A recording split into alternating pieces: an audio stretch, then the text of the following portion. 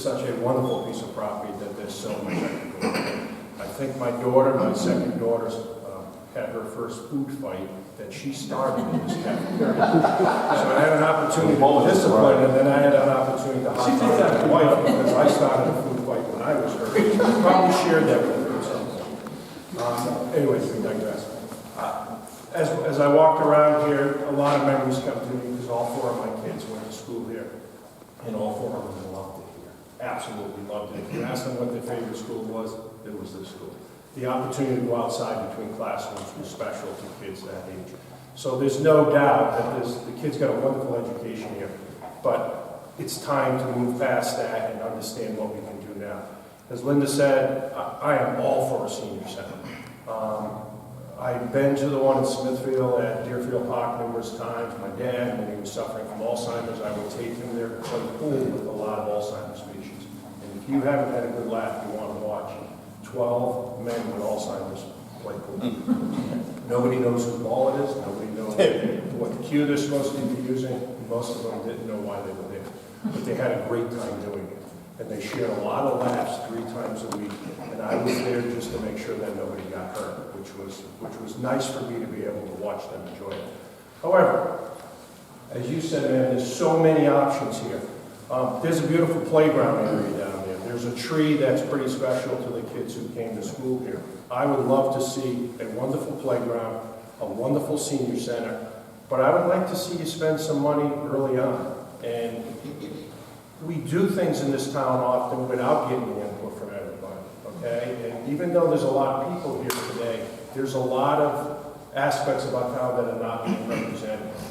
So I think some money needs to be spent. I would love to see a town-wide survey done professionally. What is it you would like to see? Everybody's not here.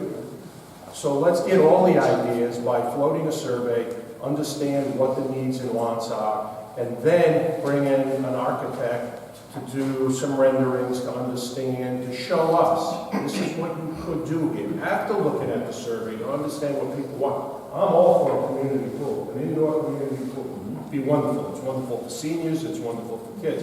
But if you can bring the whole community together on a piece of property like this and have options for all of them, then I think you have the perfect community.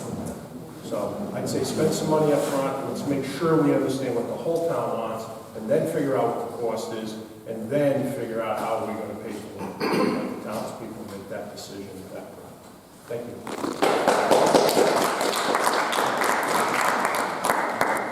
Jeff? Yeah, Jeff, anybody doesn't know.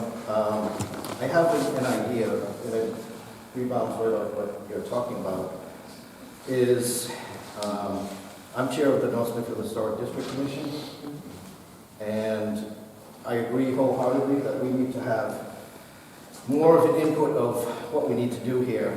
And it needs to go through like a master planning process, done professionally, bring in somebody here to get that rolling, and to try to save us some monies. As part of the Historic District Commission, if we could agree as a town to establish this as a local historic district, we have some monies that we can go to through, because the Historic District Commission is considered as a certified local government. We're able to get grant funding from the State Preservation Commission for that kind of purpose, master planning purposes. It's a matching fund, and they could, whatever we need to get whoever we're going to bring in to do this, it would be a public bidding process. I'm sure there's plenty of architects, I know there are plenty of architects that would love to have the opportunity to jump in on this. Okay. Nope. And so I think that's one opportunity we should look at. And I could get started right away, certify this as a local historic district, and boom, we're on the road.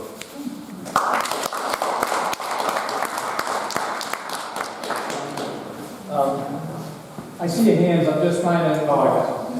Before I make my point, I do want to wholeheartedly agree with the fact, and I hope that this property never gets sold from the town.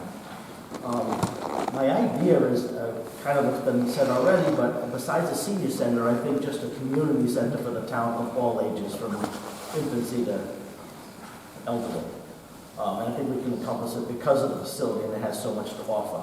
But my main point is this: I think the first step the town needs to make, and all these ideas that are here and now that we haven't heard of yet, is all could be moved until a feasibility study is first done. See what buildings can be kept, if any, which are the best ones, and, you know, are they gonna need a new boiler in this one, if this is one of the ones that can be saved, and what's that's gonna cost? But then you gotta go forward. Well, what's the maintenance gonna be on these buildings going forward? So I think a feasibility study for all aspects of maintaining whatever can be saved, as well as maybe building another building to facilitate whatever the idea may come about.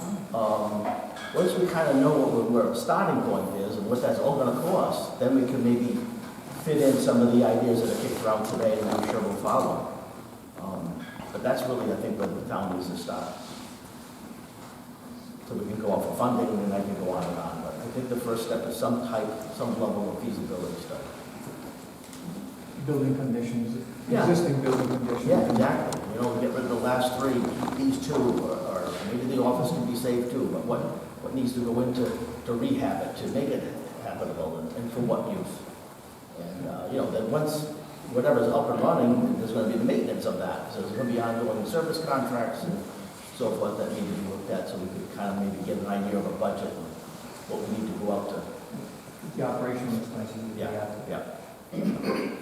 Gentlemen, in the back. I'm Greg Cross, I live at River Street.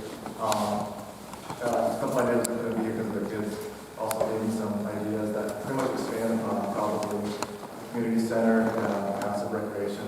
One of the things that came up would be maybe a dog park down in the area of the field where you have a nice big open area anyway, with a nice little perimeter walking area, and then we own land all the way up the street, and like trails to there. Got basketball courts there that can be kind of refurbished, because I know Chico Park has some basketball courts, but we were a little bit bigger, so we're going to do that with basketball courts. I would expand the playground. The playground is pretty much geared towards 4th, 5th, 6th graders that are here, so maybe some for the younger kids, some for the older kids. But there's something else that's a little sideways, and maybe a low tech center, because we're running out of electricians and carpenters. We could have a type of school that train kids to be electricians, plumbing, stuff like that. So we'll have a vocational school for high school kids that are college prep academic path.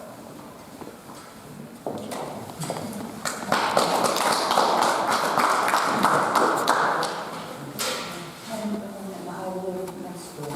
So literally, whatever you do has to be safe and quiet.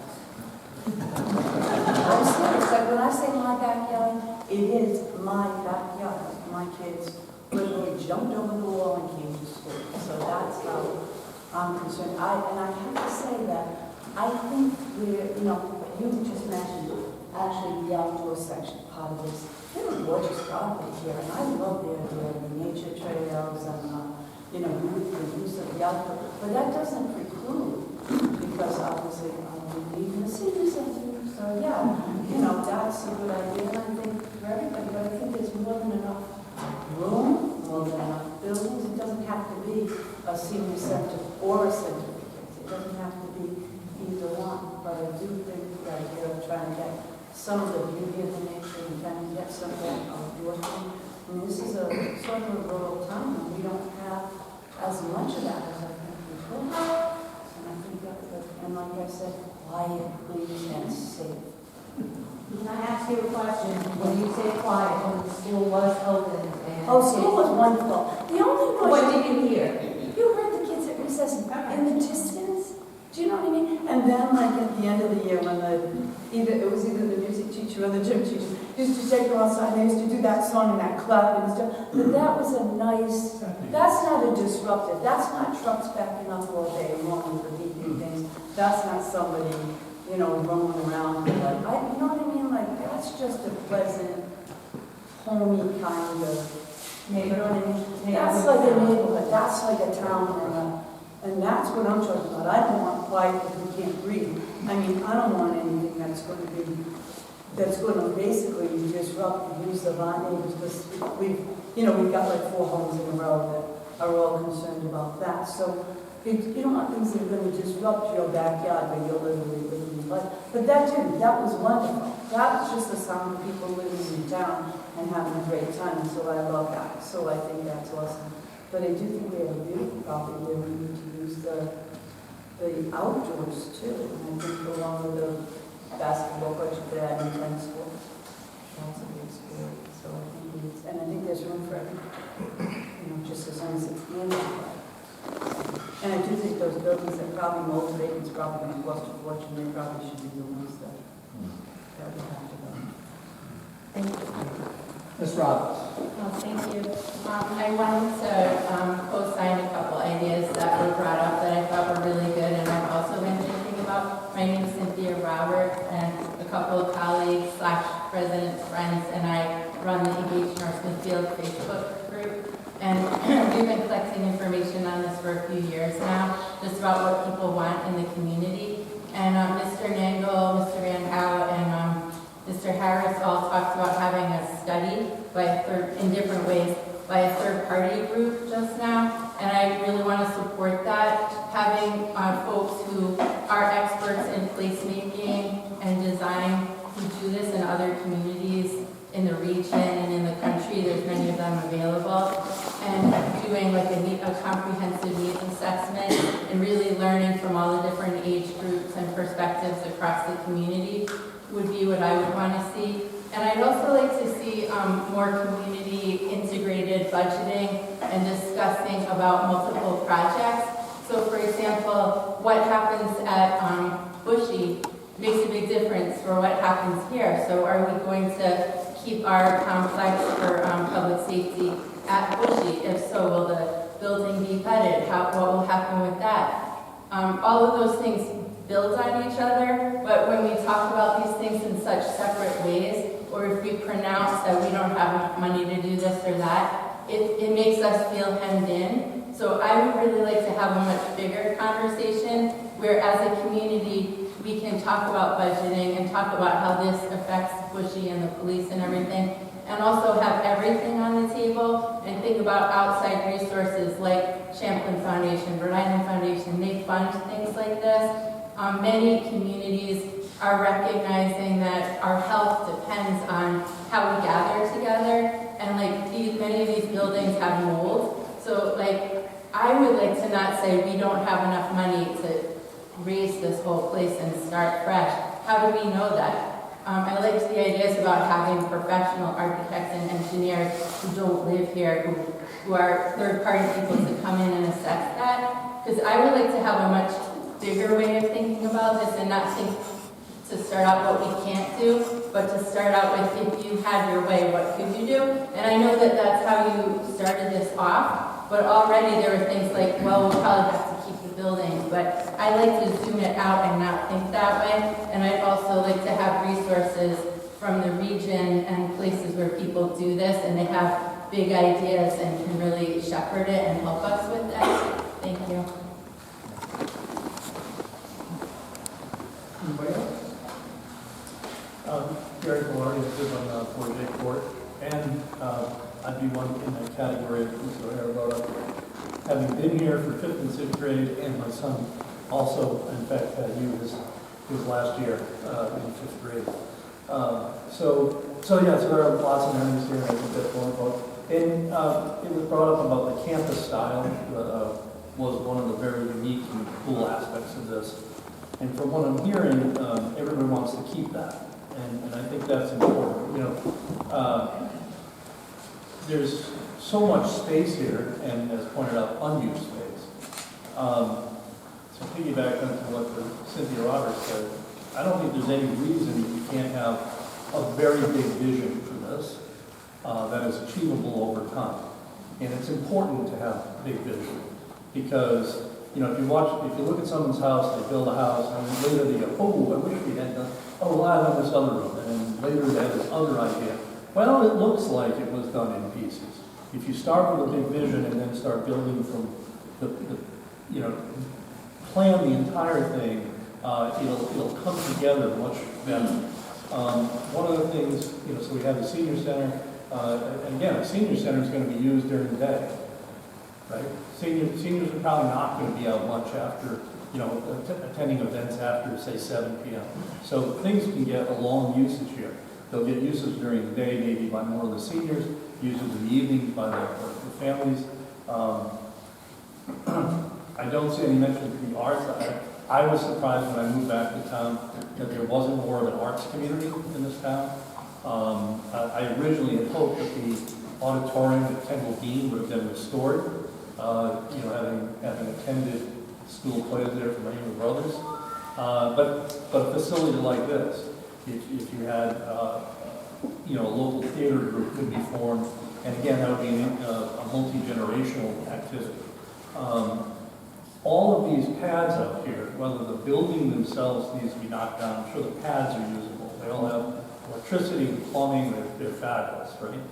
It's easy for me to envision some of those, 2 classroom pads being a dance studio on one side and sculpting on the other. Or maybe they're general purpose. Maybe they're rented out 3 days a week for one type of class and then rented for something else on other days.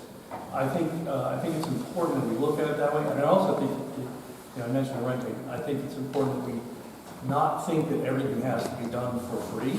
I think it's very reasonable to have people come in who want to, say, teach a photography class, charge a rent for that room. Cost something. It costs the town something to do that. Charge a reasonable rent. They're probably going to charge for any classes they offer, and they can build that in. So encourage some entrepreneurial activity here. But I really think it's important to get every possible detail of what you want to go on down on paper, and then get those experts in people that do it for a living, to come up with a concept. The assessment of the condition of the buildings is important. Like I said, I think the pads are all, pads don't decay the way buildings do. Right? So if you can keep as much as possible, do that. I would also, and as a baseball and hockey coach, I'm going to say that I don't think we need to emphasize a lot of athletics here. We have other athletic areas. A nice hiking trail around the whole thing, that'd be great. But let's use it for the things we're missing. We have, and continue to build our athletic facilities where they already are to add to that. So, one other thing, that's right, I'll come up with it. But anyway, that was my main thing. Get the arts, community center is nice, but what does that mean? You could even have some commercial activities. I think you could, there's room to build a couple of small professional buildings where you could have, again, quiet types of businesses, tax accountants, lawyers, things like that, and get some revenue from this property as well, without it disrupting the quality of the community center. And I also agree it should be named after Dr. Halliwell. It's pretty well known. This campus is actually pretty well known, even nationally, because of its unique style. It was just kind of a groundbreaking thing to try in the 1950s, so it's well known for that. So, thank you.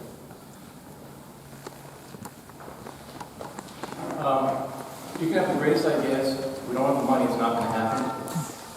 Why not take, Paul Melissa's going to know where I'm going with this, why not find a dedicated revenue stream? Take some of the money from some of the projects going on around town, maybe the Gold Forest Solar Farm, maybe the solar farm that just went up, dedicate a percentage of that revenue to rehabbing this place. You don't have to go off the bond that way, you don't have to take it out of the budget that way. Just dedicate a certain amount of money, a certain percentage of the money coming from this new income coming into the town, and dedicate it to fixing up this facility. If you have a dedicated revenue stream, you know how much you have, you know what's within your budget, you know how much you can, what you have ahead of you, and what you can do to the place. Do we have enough money to rip it down and build something new, or do we have enough money to rehab what we have? Find a dedicated revenue stream, and then you have a budget, and you know what you got to do. No bond, and you don't have to go to the taxpayers.